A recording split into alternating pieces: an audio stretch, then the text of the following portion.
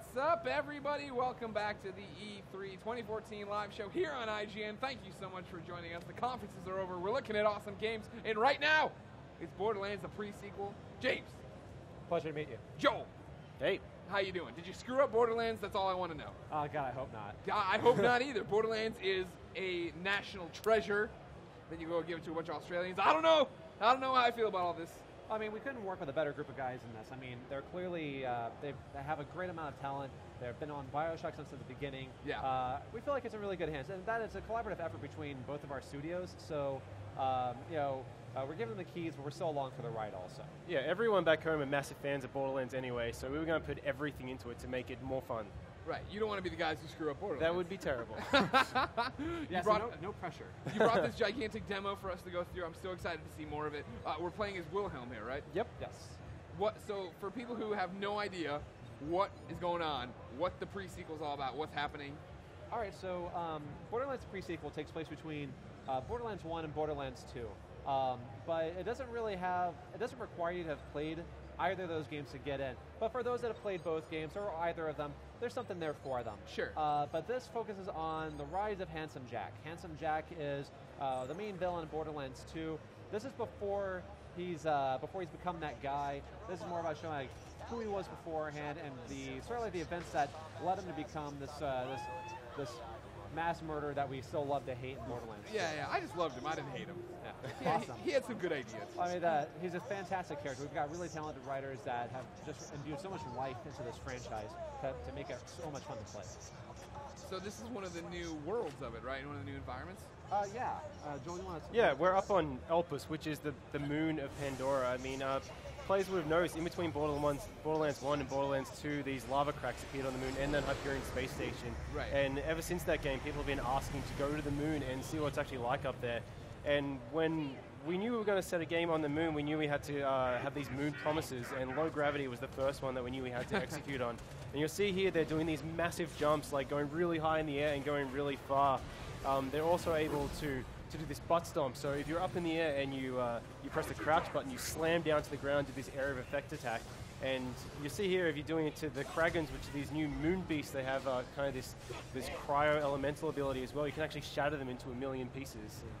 One of the other things that we knew we had to put on there was this low atmosphere idea. So we have this oxygen system, which you'll see in that lower left-hand corner. So it's a resource that players have to track, but oxygen is all over the place. I mean, you're getting it from these natural vents in the ground. You have these geysers which kind of act as natural jump pads, propelling you up in the air. Yeah, every enemy you kill drops canisters, and you see here this oxygen generator as well. Which I liked a lot. When I saw it at PAX, right, you guys made a point of that we're putting you on the moon, and we're giving you this oxygen meter, but it's not going to be something you hate. Yeah, I mean, this is all about adding layers to the gameplay. It's not about creating some kind of homework assignment that the player has to worry about the whole time. Like, we want it to be fun, I mean, but it needs to make sense also. If you're going to have an oxygen bar, it needs to be purposeful. You need to be able to gain it, but you also need to be able to lose it. It also really kind of has set the atmosphere for Elpis, the Pandora's moon.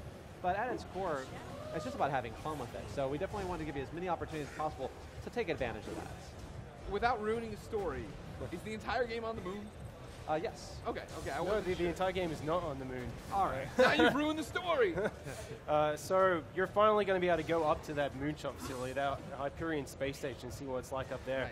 Nice. And it's really important for players to realize, like, this is a moon. We wanted it to feel natural familiar to players, but this is Pandora's moon. It's not Earth's moon. So you have like lava, you have liquid methane, which cools the players. We have all kinds of kind of weird environments and new weird kind of creepy creatures on the moon as well. So we wanted to make sure that every area was distinct on the moon. So how much time? It's between Borderlands 1 and 2, but how far removed from Borderlands 2 are we? Like, how?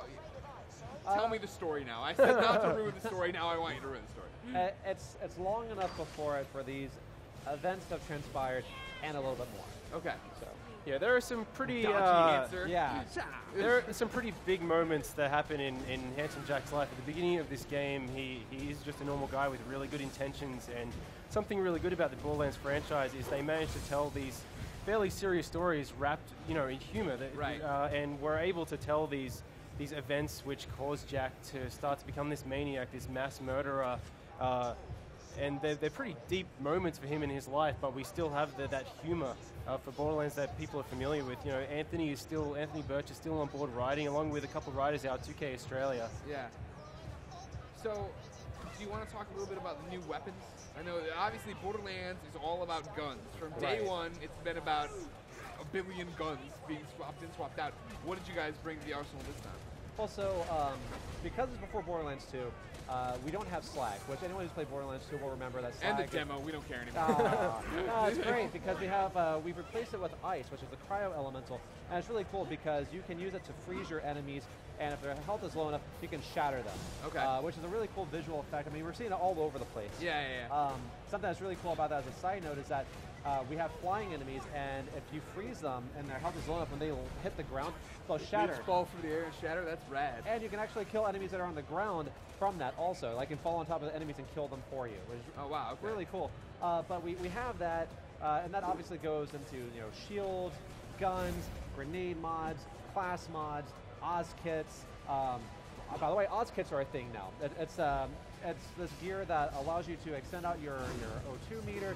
It allows you to do things like create, oxygen bubbles, so that whenever you slam to the ground, if you're running low on oxygen, you can just hop right inside that and get more air. Gotcha. You can also do elemental attacks with them. Yeah, something really cool you can do. If you manage to get a cryo elemental Oz kit and you jump from really high, because the higher you do your butt stomp from, the more damage it's going to do. Yeah. You can actually jump from like hundreds of feet in the air and slam down, freeze a guy, and shatter him all in one go. And if you manage to land on top of someone's head, you'll actually split them right down the middle. And because of the low gravity, the ice shards just kind of float off into the atmosphere. These bloody ice chunks. I like the glee in your eyes. Like they float off. It's my favorite thing to do. Just killed. Well, it never gets old because whenever you're shattering someone, they shatter along the angle that you hit them. Oh, really? So like you can customize the way you want them to shatter. You can customize every shatter. It's cool as well if you're playing as Athena. Athena has a sword as a melee weapon. You freeze someone, you slice. It's kind of that delayed, the ice sliding off. Sure. Yeah, it was just really awesome. Something else that we didn't really bring up was we also have lasers that we've added, which are an entirely new kind of gun. Yeah. So in addition to your bullfighting guns, you also have laser guns, and these support all the different elementals that we have in this game as well. I mean, we're adding hundreds of thousands of possible guns to this. Is it coincidence that you're on the moon, infiltrating bases, and now we got lasers? I mean, when we thought about what Elpis means to us, we're thinking like, we definitely wanted to go more sci-fi than we had before. Because when we think about going to the moon, we're definitely thinking about cool stuff. Like what would be even more sci-fi? Lasers is definitely one of those things for us. Well, I mean, it looks awesome. I mean, to bring people up to speed, of course, it keeps everything they know about Borderlands, right? Drop in, drop out, co-op, playing with your friends, all these things. Different classes, different characters. We're playing as Wilhelm right now. Obviously, fans of the series should know him. Yeah. Otherwise, turn off this live stream and go somewhere else. No. I'm going to finish this demo. Yeah, right. No, don't leave IGN. But who are some of the other characters? So we've got Athena, who we showed at the PAX demo, who has this shield which absorbs damage. We also have Nisha, and we also have Claptrap as a playable character. Yes. Claptrap finally in the game. Was it hard to bring him in, though, and balance that? He's a small little guy. Yeah, I mean, you do have to kind of take some things into consideration, but we've been thinking about doing something with Claptrap for a while. Because we're like, what if we did do a playable Claptrap? Yeah. And so we had some ideas in mind when we came into, which is really helpful. But he's pretty awesome. We're kind of saving that for some cool reveals later on. But we've definitely put a lot of thought into it. You're running out of time here. You can't be waiting on any more reveals. What are you talking about? Get this game out the door. Rest assured, his skills really reflect his personality. So he's an asshole.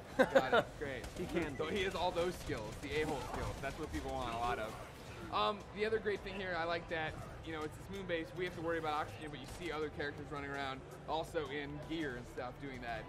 How much fun did you guys have taking what we knew about Borderlands and just putting a different lens on it? I mean, I think it was definitely a big mission for us was to do that because with every iteration of Borderlands, we want to always feel like we're adding more to it. And since we're on the moon, and we knew that oxygen was going to be a thing, we had to make sure that it cut both ways. If you're going to have to worry about oxygen, they need to worry about oxygen. And it should also kind of reflect the potential toughness of that guy. You know, weak enemies don't usually have shields. Well, same thing goes for oxygen protection. So you see some of these guys that you can shatter their helmets and they'll immediately take oxygen damage. Yeah. But then you've got other guys that are in these big spacesuits that pose much more of a threat because you have to really try to shatter the visors. And so we want to try to add as much depth to the combat as we can. Gotcha. Yeah, we want to give players options as well. Like this oxygen system, if you come into an environment where you have oxygen generators, you can choose to turn them on or turn them off. If you have a really good fire weapon, for example, you can turn it on, then you can burn enemies in there. Or if you get set on fire, you can turn it off and you won't actually burn anymore, because when you're in vacuum, you're not going to burn. So it adds this extra layer of tactics coming into every single environment. Now we're going to go down the line. You start. What's the coolest thing in the pre-sequel to you?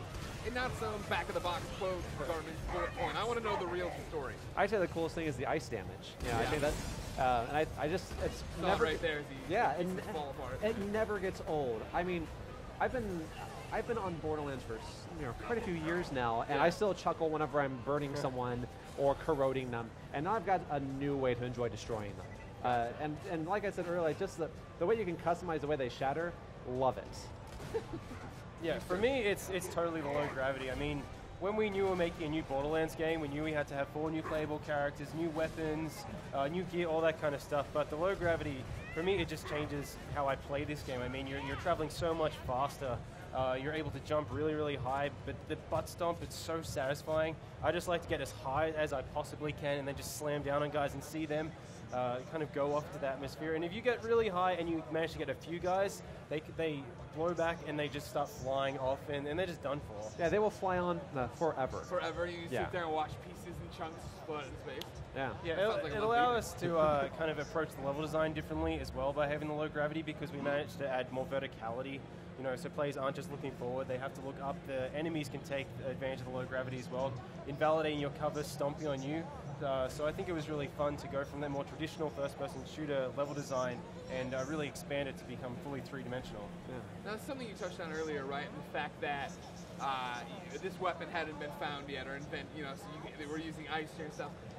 Were there a lot of those moments where you're like, we're crafting this game that happens before this game, so we have to make sure this doesn't happen? Or you got as far as pitching an element, you're like, well, crap, no, I can't do that because of X.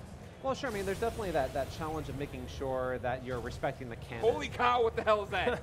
That is a giant Kragan. Yep. And that guy's totally in the game, and he's a pain in the ass to kill. Oh, he comes around and that's where the demo ends? Yeah, you got to save some of the cool stuff for later on. I guess so. Again, you are running out of time. You need to start revealing things. I'm just saying, though, that's just how I roll. Back to it, though. It was confusing, hard to get the story stuff done? Oh, yeah. I mean, there's definitely some things that you need to keep in mind to respect the canon, right? Like, some things can't happen before others. Like Iridium on the moon would be weird because that's a Pandora thing. Right. And also, since it hasn't been hard in a sense, we kind of set up the story for when it took place and how Jack starts processing it on Pandora. That obviously wouldn't make any sense on the moon. So some ideas you go like, oh, well, that isn't possible.